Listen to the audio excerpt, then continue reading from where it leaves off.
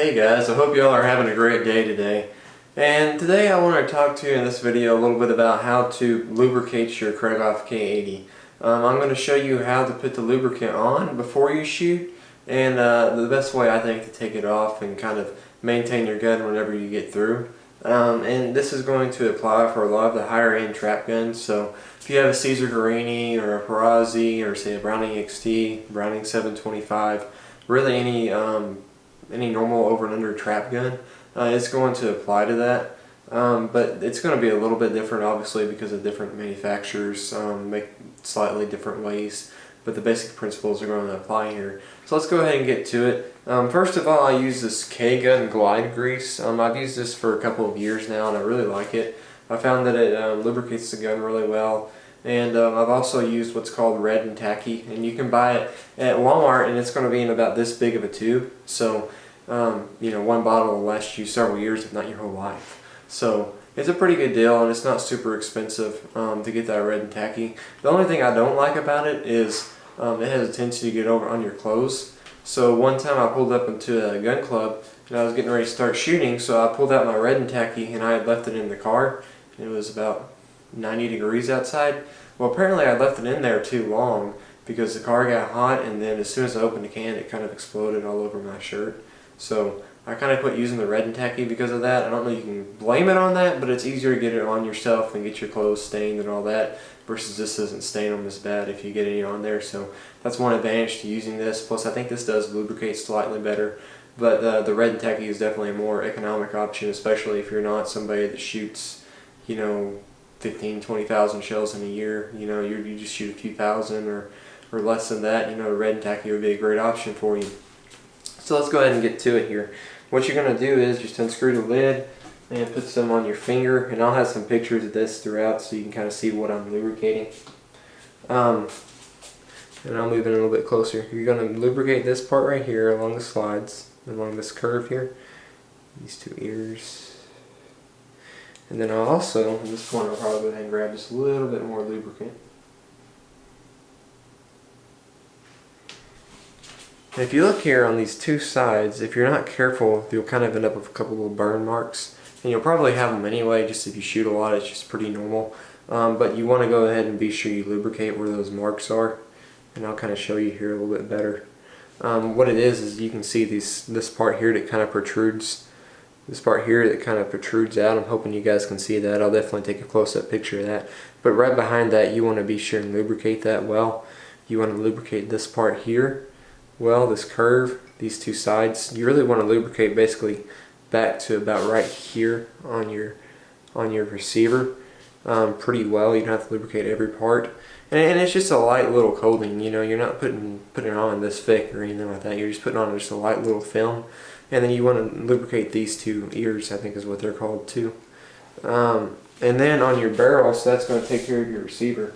On your barrel, if you want to, especially if you have a little bit of extra on your hand after lubricating your receiver, it's good to lubricate these sides here. Once again, you can kind of see after you shoot a little bit where they kind of are wearing a little bit. And you know, that's pretty normal. I think that's going to happen. But you just want to take and lubricate this here. So just kind of a light little coat there. Just going to put lightly on. And then I'll do the same thing on this side. Just lightly on.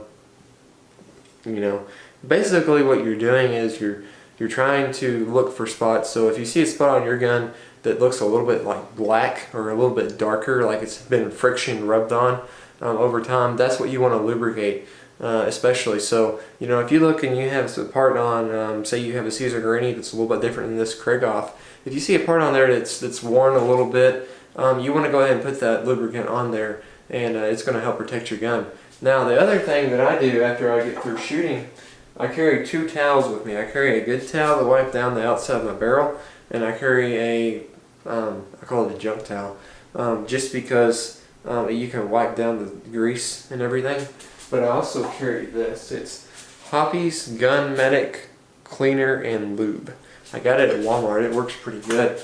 And I'll show it to you. I use it more on the receiver than I'll use it on the outside of the barrel, particularly. You can kind of take your rag here and you can wipe this lubricant off when you get through shooting. and then you can spray this down in there. And I found that make sure that I get all of my gun residue from shooting, that I get all of that out of there. It works really good, because I was finding that I was coming home and over several months of shooting, I'd have a significant amount of gun residue in there, or maybe not a significant amount, but more than I wanted, or gunpowder residue, excuse me. But you just wipe that out of there, and that gun cleaner will help you get it out. You can get it out to the point that it's basically spotless. So then you can do the same thing on the barrel if you want to. Just kind of very lightly spray the side here. You can see it comes out pretty fast. So be careful, or else you'll spray the whole bottle on there whenever you get ready to use it. So, and whenever you're cleaning too, if you are removing your lubricant, and I think that you could probably, I'm not a big fan of reusing a lubricant, but you could probably do that, but I'm just not personally a fan of that. I like to reapply my lubricant every day that I shoot. Even if I'm at a competition, I'll reapply it every single day, just because I like to make sure that the gun's going to stay well lubricated and that I don't end up with extra wear and tear. So you want to make sure you get in all these little crevices where the grease can get in there so it doesn't build up, because a lot of times over years of shooting, or even several weeks if you're shooting quite a bit, you'll notice that where the grease is built up, it will also have powder residue that's built up in there. So you want to make sure that you clean that out, and that you get it nice and clean and everything. So you don't necessarily have to clean it quite this intricate every time, but I think it's a good idea to do that, a minimum of every couple of weeks. If you're a once or twice a week guy, but you probably want to do it once a week if you're shooting more than that. So guys, that's how I lubricate my Krieghoff K-80. And that's the best method that I found so far. And like I said, if you're interested in the red and tacky, I think you can get it at Walmart pretty cheap. It's in a tube, and it's a great option. The K-gun grease is a great option as well. I've used it and I really like it. I think it lubricates the gun well. And then I would grab the Hoppe's gun cleaner here, cleaner and lube, to use afterwards. It's going to keep your gun cleaner. If you wipe it down, just it just takes a few seconds, and I think it helps your gun out quite a bit. So thank you guys for watching today. I hope you have a great rest of your day. Please subscribe and like the video. Thanks guys.